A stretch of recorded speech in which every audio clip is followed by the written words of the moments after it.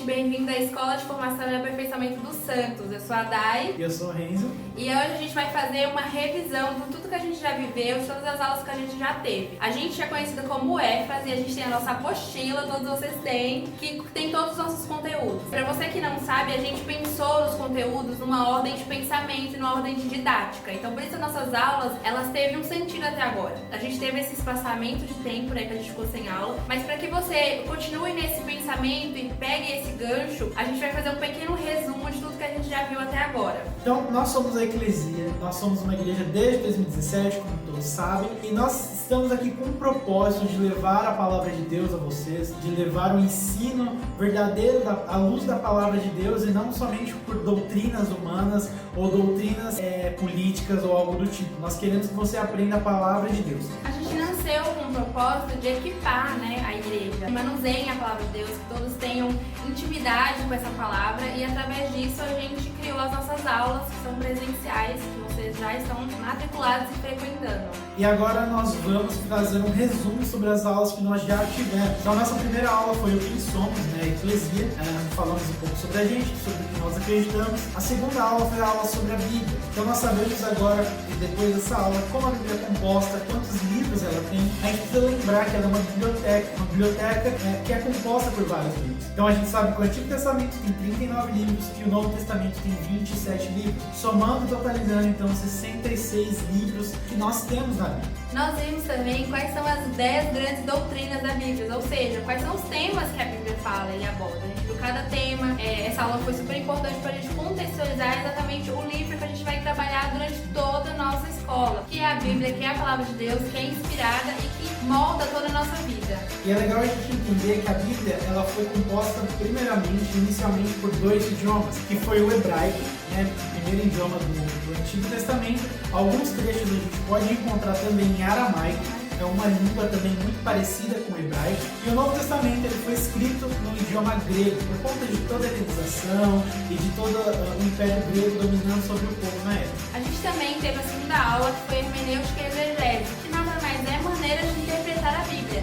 Já que a gente está trabalhando com esse livro, né, com essa biblioteca de livros, a gente tem que saber como manusear. E aí, como manusear? A gente tem a hermenêutica, que é a gente aprender a escutar esses assuntos, o que foi tratado nos dias de hoje. E a exegese, que é escutar, entender esses mesmos conceitos antigamente. Então, como eram lidos, como eram entendidos. Então, quando a gente entende esses conceitos, a gente consegue aplicar neles de hoje em dia, na nossa vida hoje. E o legal é a gente entender que os dois precisam trabalhar juntos. A gente não pode trabalhar somente com um ou somente com o outro. Os dois eles trabalham conjunto, porque eles são praticamente a mesma coisa, formas de interpretar a Bíblia. E são ferramentas que vão ajudar a gente. A gente não pode ter medo também de ler a Bíblia, de pedir o Espírito Santo entendimento, de poder perguntar, explicar, entender o contexto daquela história e não só colocar as nossas próprias compreensões, né? Mas entender o que realmente aquele texto quer dizer, o que Deus quis falar quando escreveu aquele texto. A próxima aula que a gente teve foi Doutrina da Trindade, que é uma aula assim, maravilhosa. É uma aula que dá um pouco até de polêmica, porque é muito difícil, às vezes, a gente conseguir entender. É mais fácil viver a Trindade do que realmente entender a Trindade. Tanto que na história da igreja, eu gosto muito de falar isso, que foi muito difícil para as pessoas entenderem que Jesus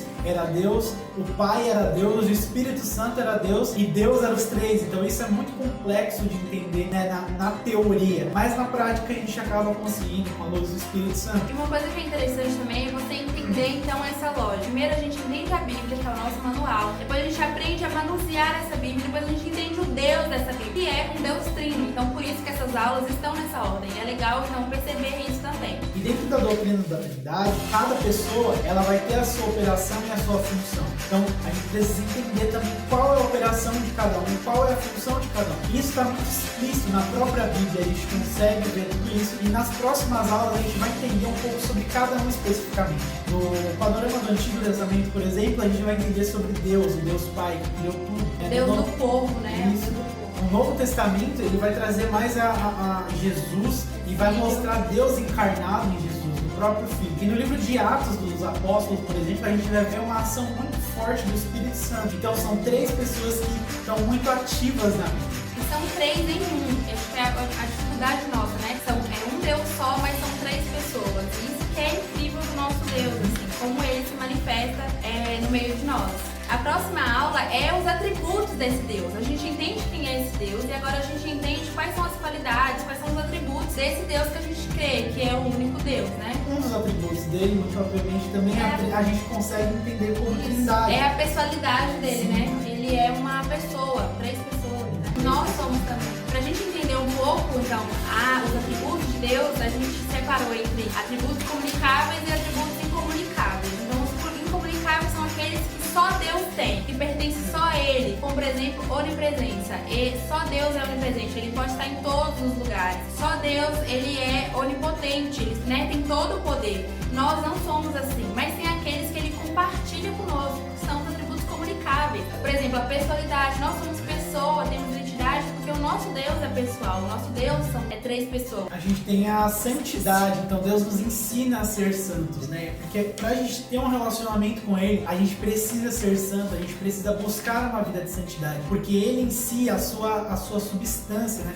Quem Ele é santidade pura. Então a gente entendeu a Bíblia, o manual, depois a gente entendeu como interpretar e usar esse manual, depois a gente entendeu o Deus que deu esse manual pro homem, os atributos desse Deus, e agora a gente entendeu a história que está escrita nesse manual, que é as 12 eras, que é nada mais do que a história composta e escrita que esse Deus deu a esse povo, né? Então a gente fala nas 12 eras, todas as 12 eras, os tópicos, e resume essa história num grande panorama mesmo. E por último, a gente teve a aula de cosmovisão cristã, a forma que nós enxergamos o mundo, como que um cristão tem que enxergar o mundo. Nós temos que enxergar o mundo através da Bíblia, através da cosmovisão cristã. E a partir disso que nós vamos formar o nosso pensamento, daquilo que a gente acredita, a partir da nossa Bíblia, que é a palavra de Deus. Então, basicamente, a gente fechou com o nosso papel, como nós devemos enxergar o mundo através desse manual que Deus nos deu. Na cosmovisão, a gente entende 3 pontos fundamentais, que são quem eu sou